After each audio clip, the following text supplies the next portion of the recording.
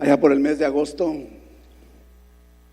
estábamos estudiando una serie que estaba basada en la carta de Pablo que le escribió a la iglesia que estaba en Colosas, la carta a los colosenses. Y a la hora de estar en aquel entonces viendo el primer capítulo,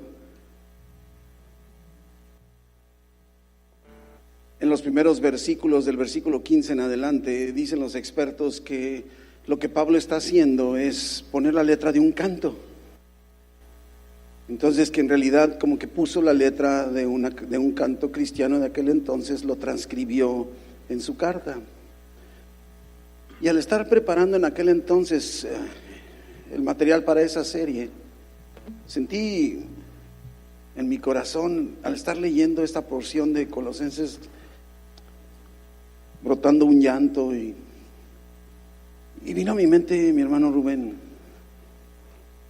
Para aquellos que no conocen a Rubén Navarrete, él está a cargo de la cabina de sonido en nuestra iglesia, pero creo que más que habilidades de sonido, tiene habilidades en la música.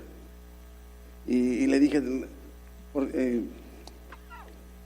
Rubencito, te tengo un nuevo reto.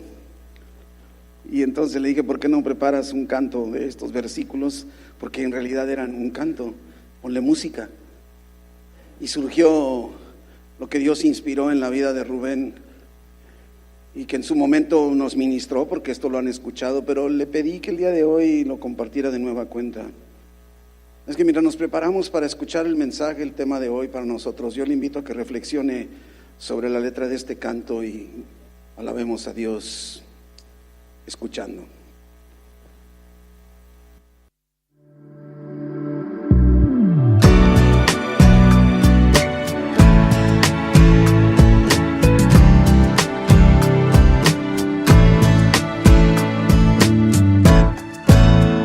Él es la imagen del Dios invisible, antes de toda creación. En Él todas las cosas subsisten. Jesucristo es Señor. Él es la imagen del Dios invisible, antes de toda creación. En Él todas las cosas subsisten. Jesucristo es Señor.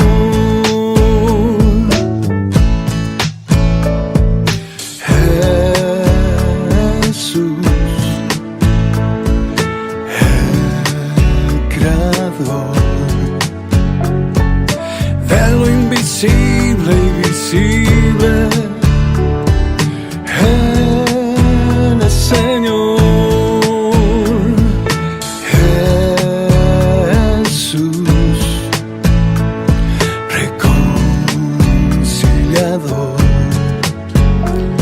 Que está en la tierra y en el cielo, te pertenecen, Señor. Él es la imagen del Dios invisible, antes de toda creación. En Él todas las cosas subsisten. Jesucristo es Señor. Él es la imagen del Dios invisible, antes de toda creación. En Él todas las cosas subsisten. Jesucristo es Señor.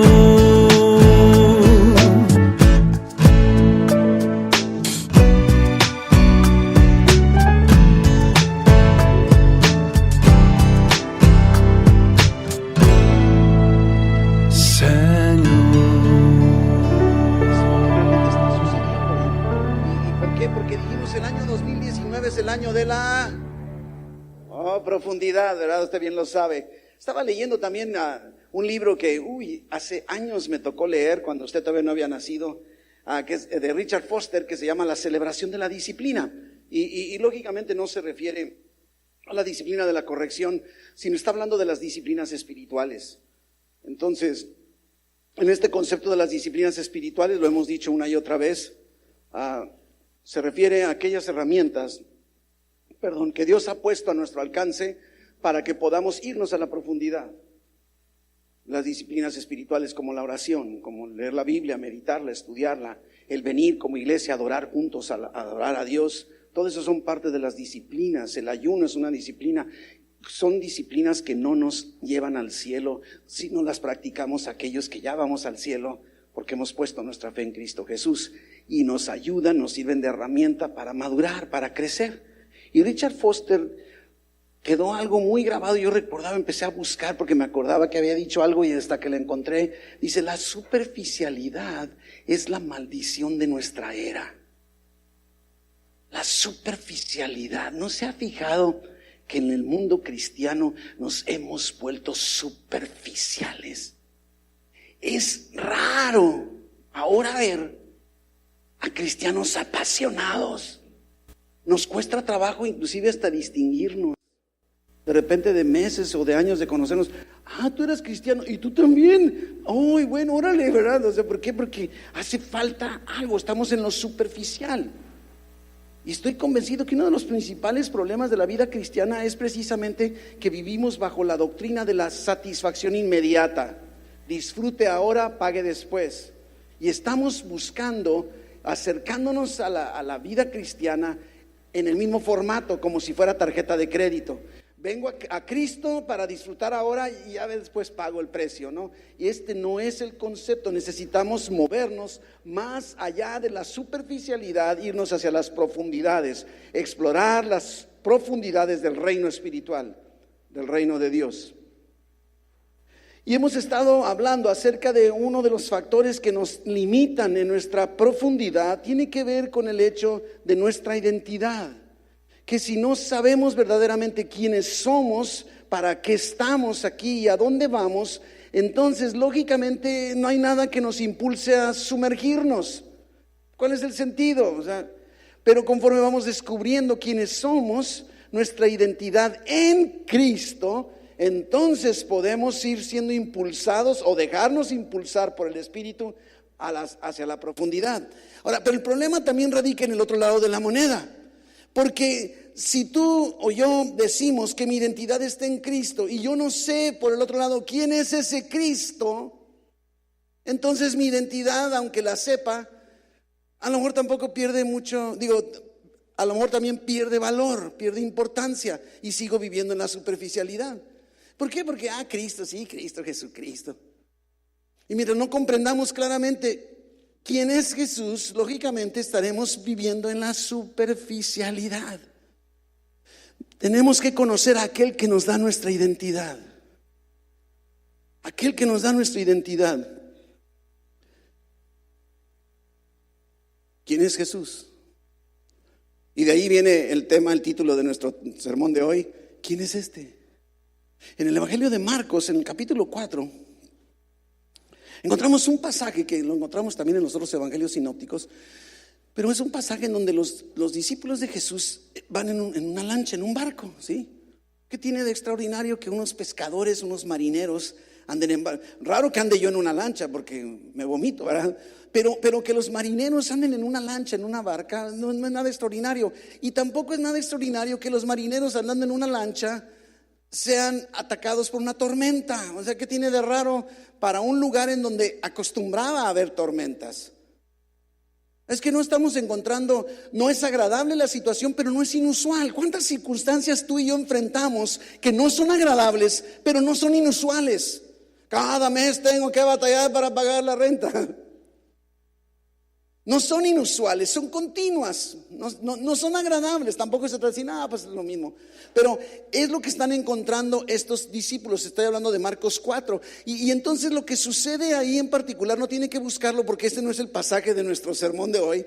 Pero lo que ahí sucede es que se deja venir la tormenta y estos marineros intrépidos tienen miedo. ¿Te consideras un experto en la vida y te dan miedo muchas cosas? Ellos también tenían miedo. Pero ¿sabe qué me sorprende? Y de aquí surge todo un sermón. Estaría bueno un día tomarnos el tiempo, ¿verdad? ¿Sabe dónde estaba Jesús durante la tormenta? Dormido en el barco. ¡Qué absurdo! Es una tormenta. Se están hundiendo. Están asustados los expertos marinos. Y Jesús está dormido. Tan absurdo fue que a ellos también les pareció absurdo y van con Jesús y lo despiertan. ¡Jesús! No sé tú, pero me imagino a Jesús. Imagínate, ¿cómo te despiertas tú todas las mañanas? No me digas mejor. Pero inclusive yo estaba leyendo un artículo que decían, ¿cuál es el ejercicio más sencillo que deberíamos los seres humanos practicar todos los días como mínimo? ¿Y sabe qué decía? Estírate. O sea, cuando te despiertes, estírate, pero así como un ejercicio. Haz de cuenta que estoy en el gimnasio. Sí. No sé, no dice más detalles. Me imagino a Jesús a lo mejor así como, no sé, a lo mejor le había salpicado algo de agua o se esté estirando. Y, despierta, Jesús, que no te das cuenta que hay una tormenta a nuestro alrededor y nos vamos a morir. A veces estamos pasando por tormentas y pensamos que Jesús está dormido y no sabe, no le importa o no está involucrado con nosotros. Gran mentira del enemigo. Jesús está dormido porque sabe que tiene bajo control su circunstancia. Y aunque Jesús parezca estar dormido ante tu circunstancia el día de hoy, Él tiene tus circunstancias bajo su control. Y despierta Jesús y habla a la tormenta: calla, enmudece. Y se produjo una gran bonanza. ¿Te puedes imaginar el contraste? Calma. Y provoca, estos marineros expertos siguen maravillados, siguen temerosos y preguntan: ¿quién es este que aún el viento y el mar le obedecen? Y Dios quiere preguntarnos: ¿quién es este? Quiere que te preguntes: ¿quién es este? ¿Quién es Jesús para ti, mi hermano? Porque mientras no sepas quién es verdaderamente, vivirás en la superficialidad de la vida cristiana y te perderás de todos los beneficios de las profundidades. ¿Quién es Jesús? ¿Quién es este? Yo recuerdo, yo he platicado con ustedes, yo fui forjado, yo nací en hogar cristiano de familias pastorales y fui forjado en la iglesia cristiana, primero en mi juventud, ocupando liderazgo y sirviendo activamente en la iglesia, en una iglesia muy conservadora. Pero me forjó. Pero allá por los años, cerca del año 70, yo sé que usted todavía no nacía, allá en los años 70, se dejó venir lo que se llamó en aquel entonces el Jesus Movement. No tuvo un nombre en español, pero pues así como movimiento de Jesús, y provocó en mi vida un encuentro inicial que se llevó varios años en mi vida de quién era verdaderamente ese Jesús que yo profesaba.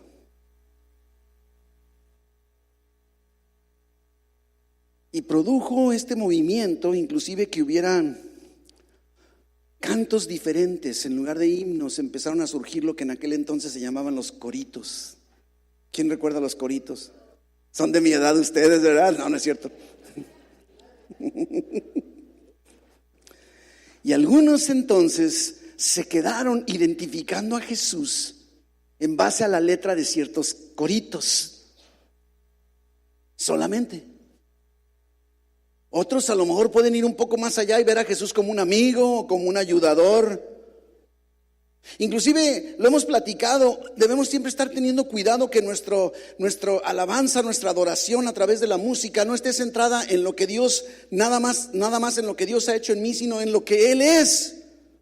La mayor alabanza y adoración que podemos ofrecer es decirle a Él lo que reconocemos, quién es Él. Esto es fundamental, pero pregunto, ¿quién es Jesús? ¿Quién es este? ¿Quién es este Jesús que profesa amarte y querer cambiar tu vida? ¿Quién es este Jesús que promete la vida eterna para ti? Y podríamos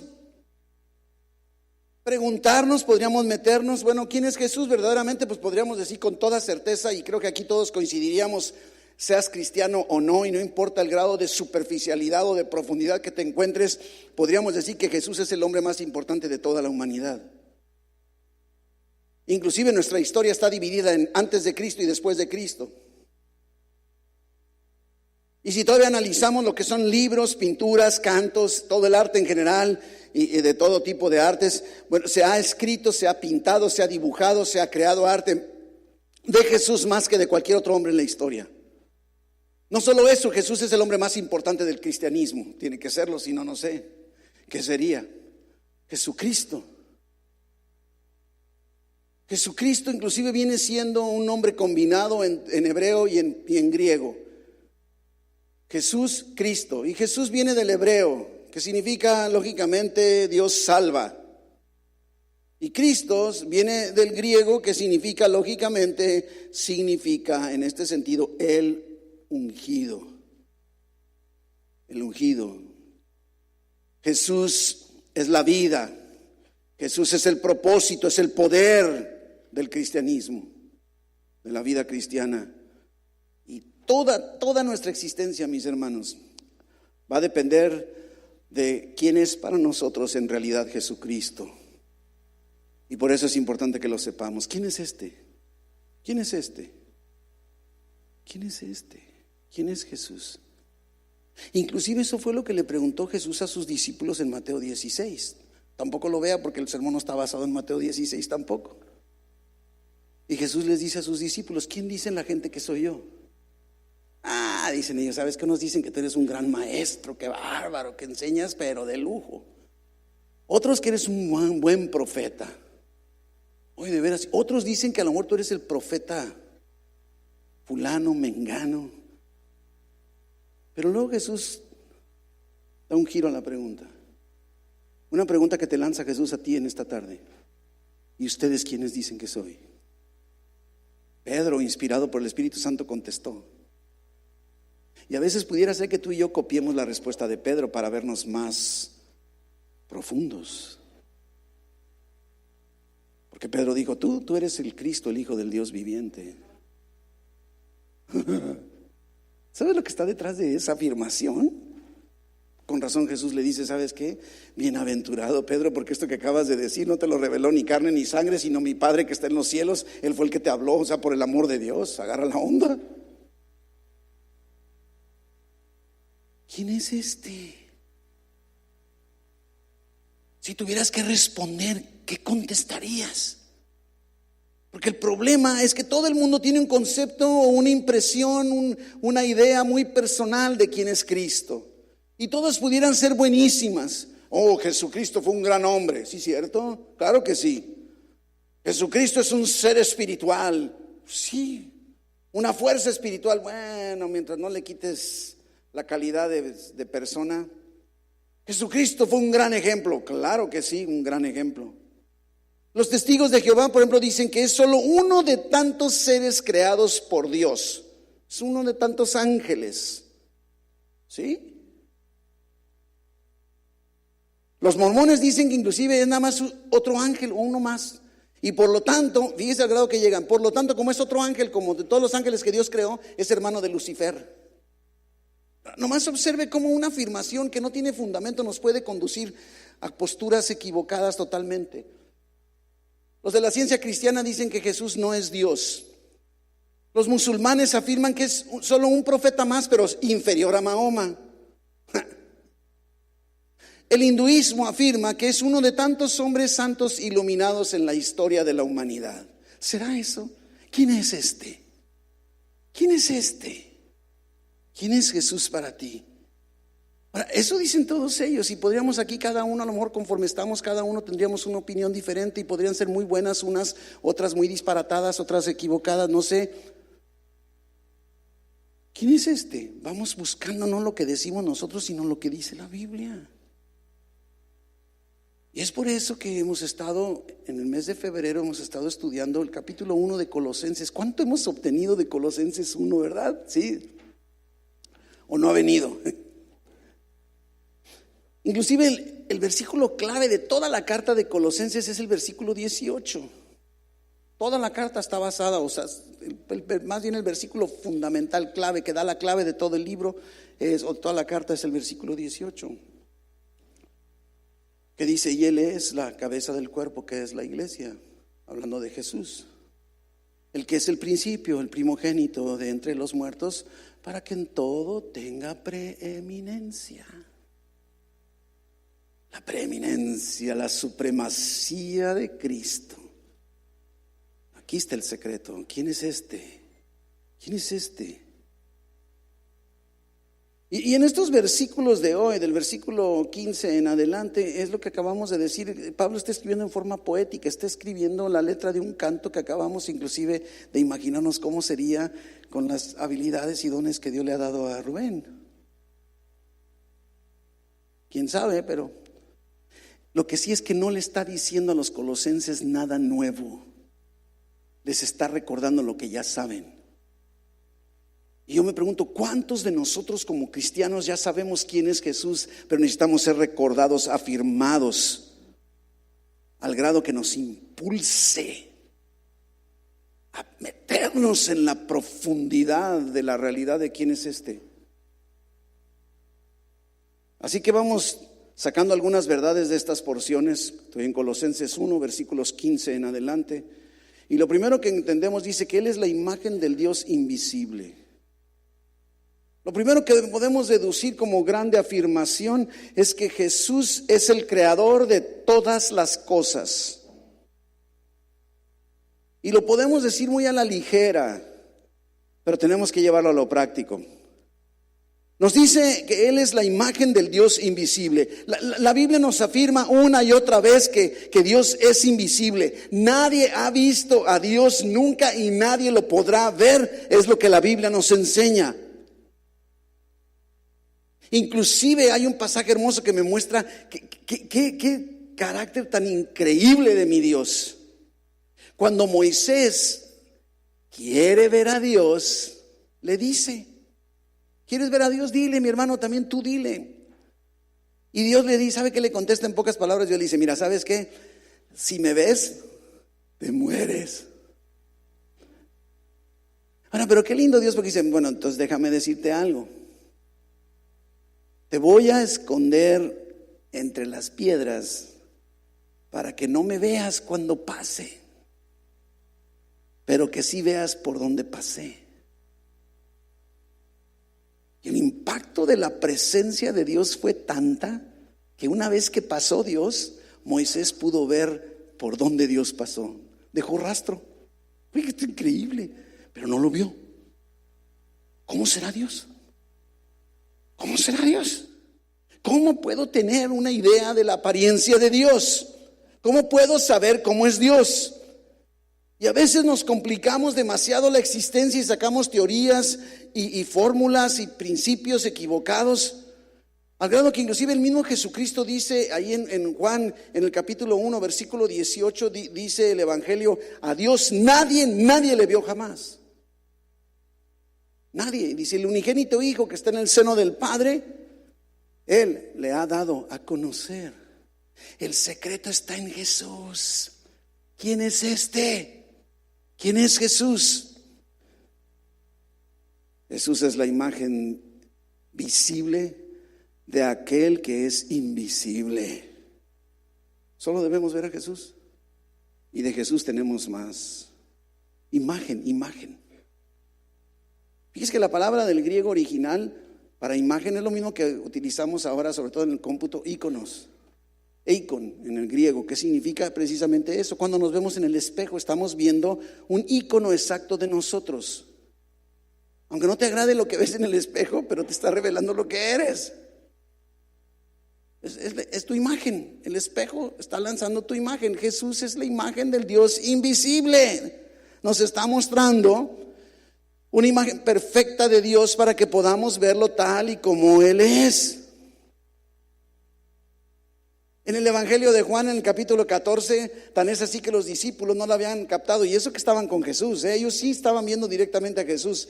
¿Y qué le dicen? ¿Sabes qué?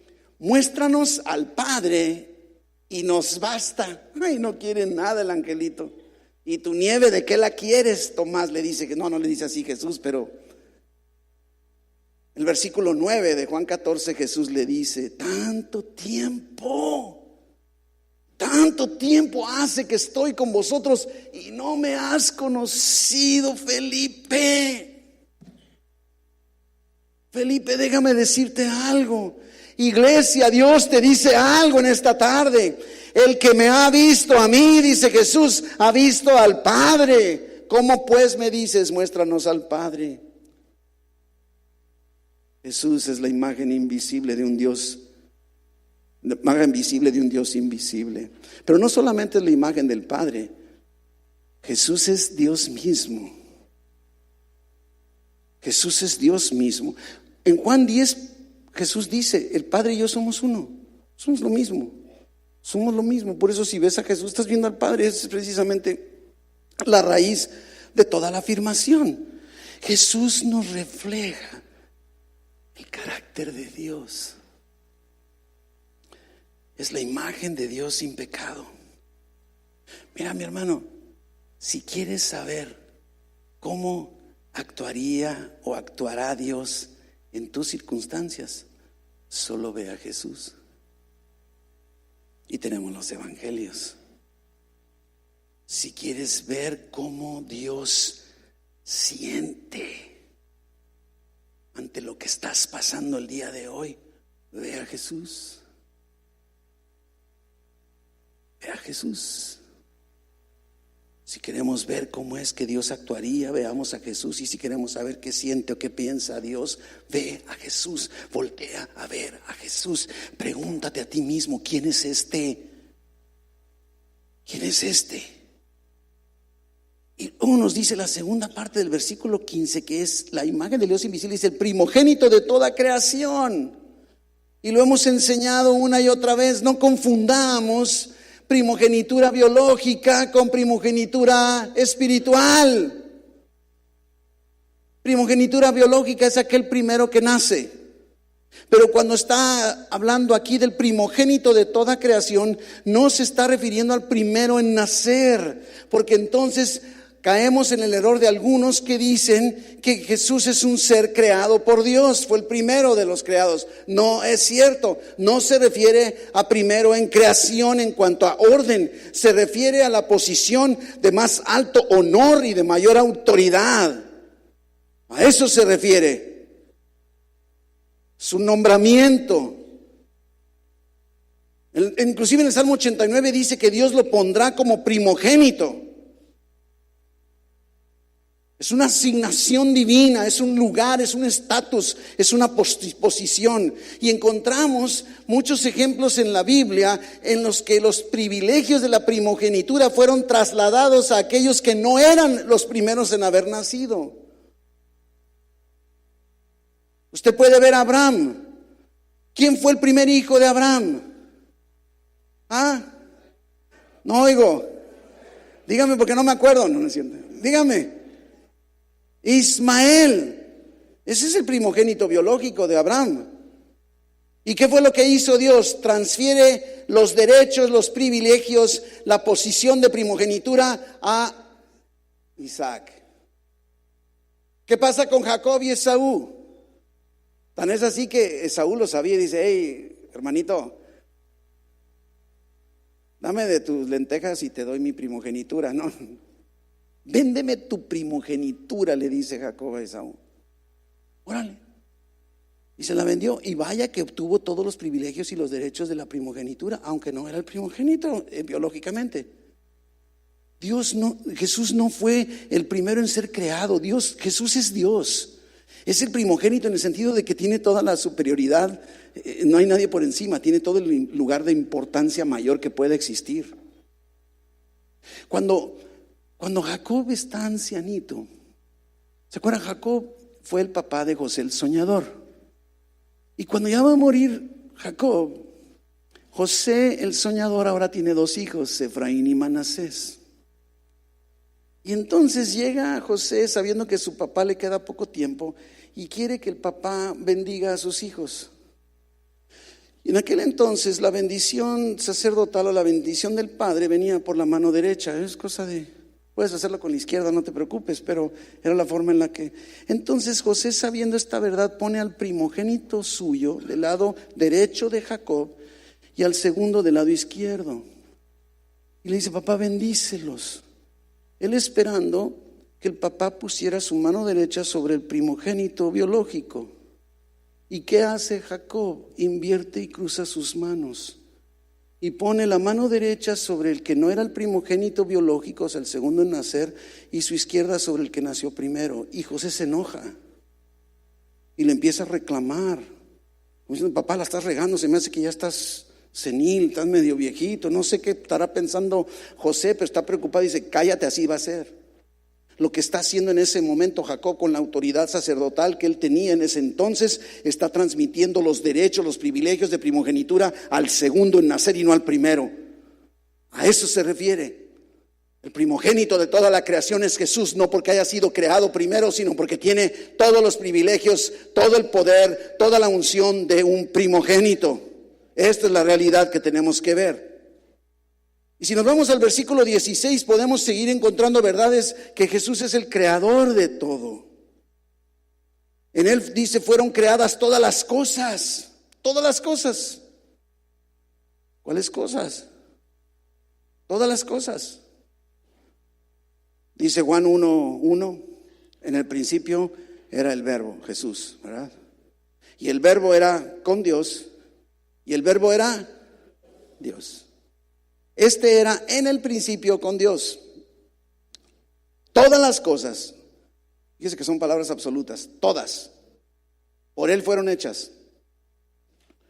Y sin Él, nada de lo que ha sido hecho fue hecho. Esto está increíble. Estaba leyendo, ¿sabía que hay más de 800,000 tipos de insectos en el planeta? Hace rato compartía con mis hermanos de las 10 de la mañana y venía a mi memoria una vez que fuimos en el Valle, ¿verdad? En un concierto de un músico cristiano, y estaba lloviendo, era de noche y estábamos pues en los viñedos, no sé en dónde, ¿verdad? Y ya estábamos disfrutando el concierto y acá se una alabando a Dios. Y de repente así entre ojos, ¿no le ha pasado cuando de repente ves como que algo se está moviendo, no? Y cuando voy viendo al piso, como estaba todo húmedo y lloviendo y todo lodoso, no voy viendo de esos insectos. ¿Ha visto el que le llaman cara de niño o niño de la tierra? ¡Qué feos animales! Oiga, están feos. Y yo digo: Dios, ¿por qué hiciste? Hubieras hecho arañitas bonitas, ¿verdad? ¿Se puede imaginar una arañita así? A lo mejor, no sé, no, están feas. No sé si usted es insectólogo y me diga: pastor, qué malo es, ¿verdad? No. Pero fue un momento desagradable. Yo no sabía cómo decirle a mi esposa: no tienes frío, sube tus piecitos a la silla para que no te dé más frío. Pero 800,000 tipos de insectos, hasta los mosquitos los creó Él. Árboles, animales, peces, aves, plantas. Es más, cada célula de tu cuerpo diseñado por Jesús. Oye, esto es increíble. No sé por qué alguien puede decir: no, el Big Bang. Big Bang, pues digo yo, un Big Bang más grande que Jesús no creo que exista. Todo. No solo el planeta, el universo entero. Fíjese que estaba leyendo, ¿sabes que caben 1.3 millones de veces cabe la Tierra en el Sol? Y aquí estamos nosotros, no sé cuántos de nosotros caben en el planeta. Pero nuestro planeta cabe 1.3 millones de veces en el puro Sol. Y el Sol no es el planeta más o el astro más grande del universo. ¿Quién hizo el Sol? Jesús. Jesús. Los planetas, las estrellas, las galaxias, millones de otras galaxias en el universo existen, dicen los expertos, y todo lo hizo Jesús. Todo. Inclusive desde la carta a los Hebreos dice que precisamente Jesús hizo el universo, por quien asimismo hizo el universo. Increíble. Jesús no fue creado. Jesús es el creador de todas las cosas visibles e invisibles, nos continúa diciendo el versículo 16. Las que hay en los cielos y las que hay en la tierra, visibles e invisibles, sean tronos, sean dominios, sean principados, sean potestades, todo fue creado por...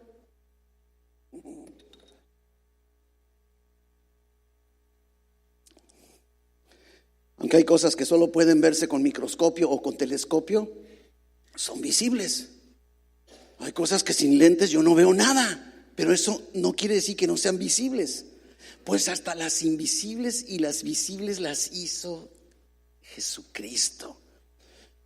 Porque también existe un mundo espiritual invisible, y de eso está hablando también, como dice Efesios en el capítulo 6, que nuestra lucha es contra principados, potestades, gobernadores de las tinieblas, ahí lo tiene en pantalla, de este siglo, contra huestes espirituales de maldad en las regiones celestes.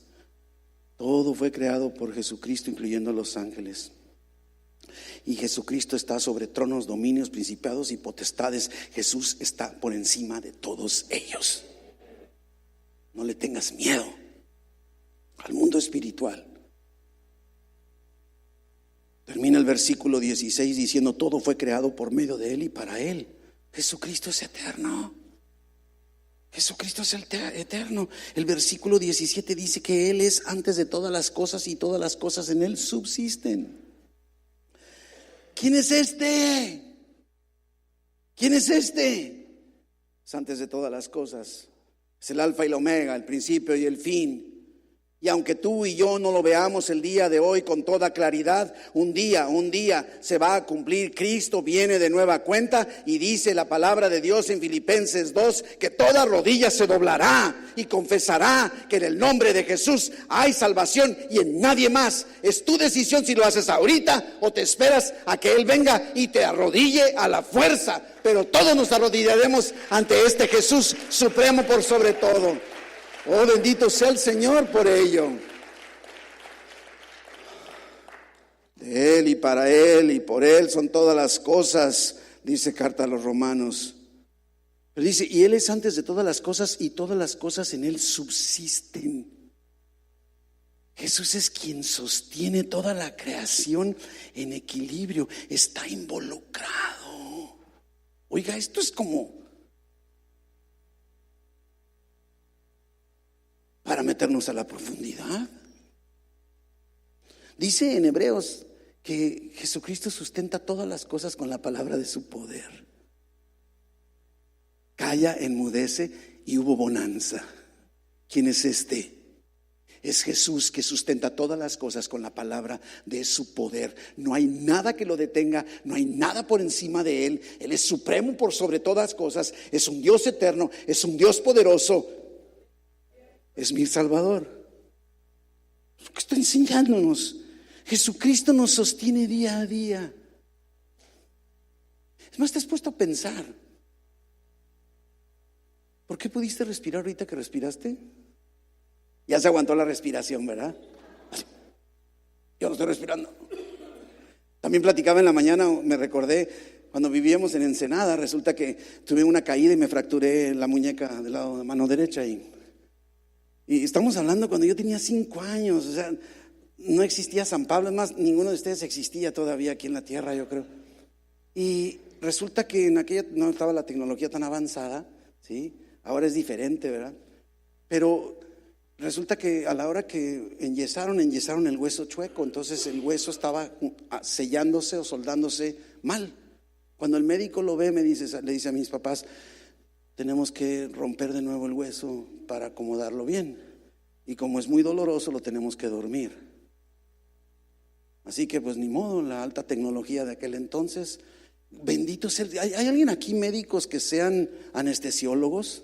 Tenemos uno, pero no lo veo hoy aquí. Pero bendito sea el Señor por esta.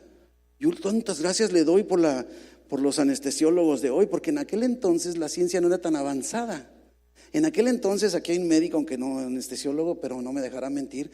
En aquel entonces, estamos hablando como en 1950, ¿qué húbole por ahí, no?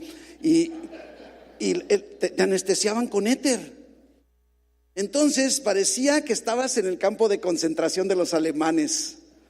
Imagínate un niño, si era niño, aunque ahorita no lo soy, de 5 años en la mesa de exploración o la mesa del quirófano, y viene el médico con su así y con una mascarilla y me la pone, respire. Y cuando le pego el golpecito, sentí horrible. Más el éter hasta el momento me produce claustrofobia, de que me quedé traumado.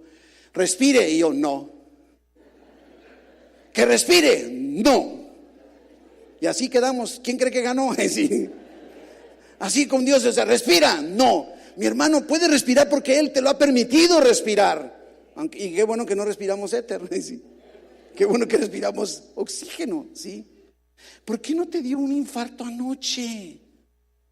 Pastor, casi, pues a lo mejor, pero no te lo dio, ¿verdad? ¿Por qué pudiste llegar aquí hoy? Ay, pastor, pues porque hay Uber. Aunque todo a tu alrededor, mira, escúchame bien. Aunque todo a tu alrededor parezca estar derrumbado, Jesús tiene el control. Como controla tu respiración, como controla tu palpitar, Dios tiene el control de tu tormenta. Y en un instante puede haber bonanza. Y si no lo hace, no es porque esté dormido, porque no le importe. No lo hace porque tiene el control. Y Él sabe cuándo y si debe calmar tu tormenta o no. Ese es Jesús. ¿Quién es ese? Ese es que calma las tormentas de mi vida. Y cuando no las calma, me sostiene para enfrentarlas con valor, con fortaleza, sabiendo que va conmigo. ¿Quién es ese? Ese es Jesús, el Hijo del Dios viviente. Resulta muy fácil para nosotros olvidarnos de quién es Jesús. Pasamos por alto, nos preocupamos porque no tenemos esto o aquello, pero lo tenemos a Él. Tenemos a Jesús. ¿Qué más puedes necesitar? ¿Qué más puedes necesitar, mi hermano? Nos ama, murió por nosotros, está involucrado en nuestra vida, tiene el control. Tenemos lo mejor del universo y está a nuestro favor.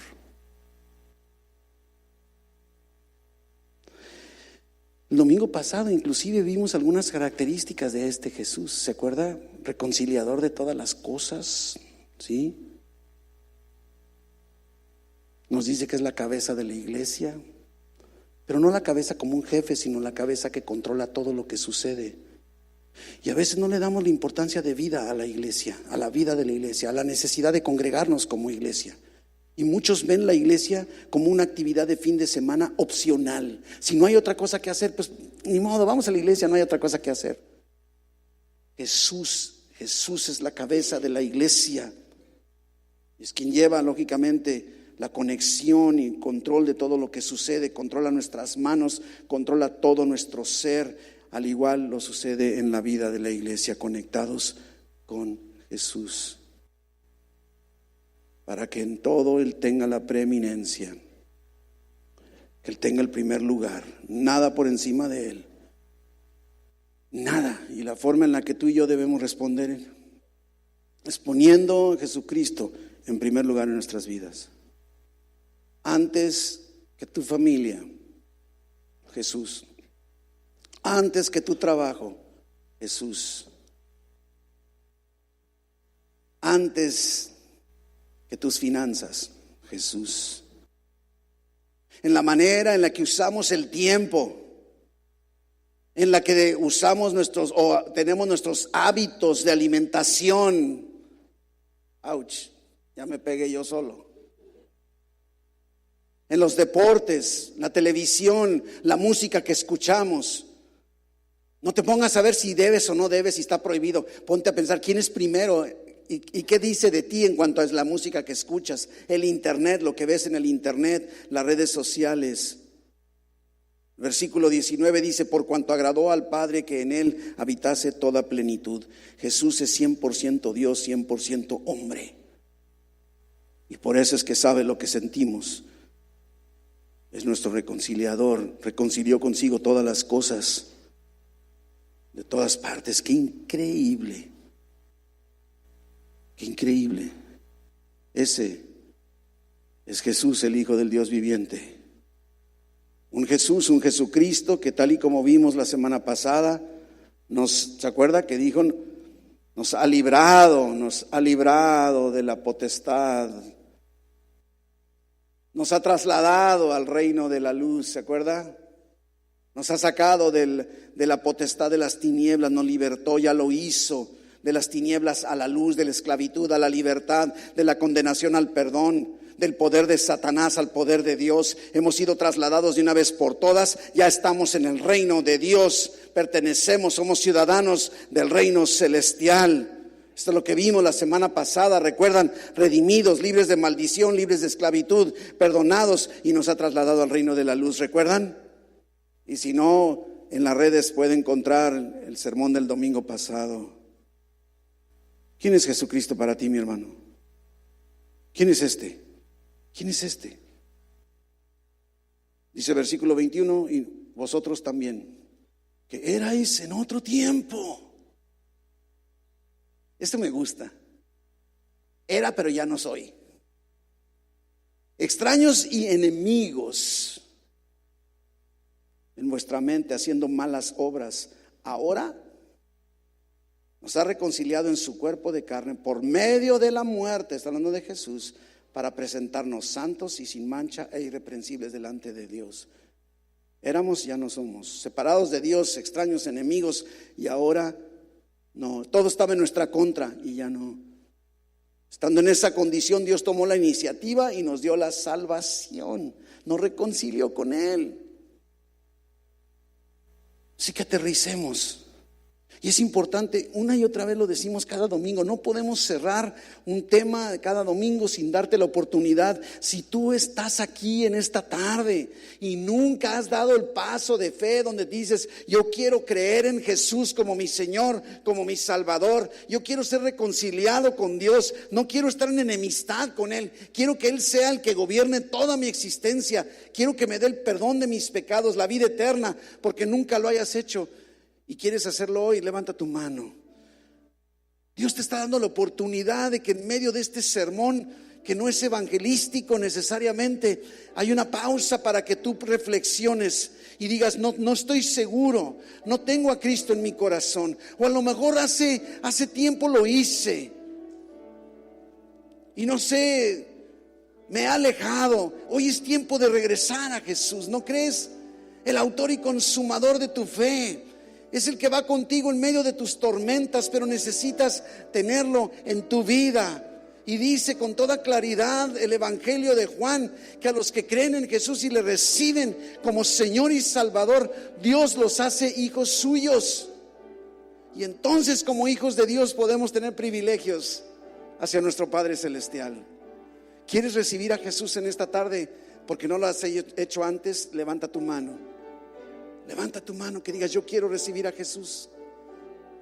Este es un tiempo especial para cada uno de nosotros, y si no has decidido, creo que es tu oportunidad en esta tarde. Decir, yo quiero a Jesús en mi vida. Si no te atreves a pasar y quieres recibir a Jesús, ahí donde estás puedes hacerlo. Dios te bendiga.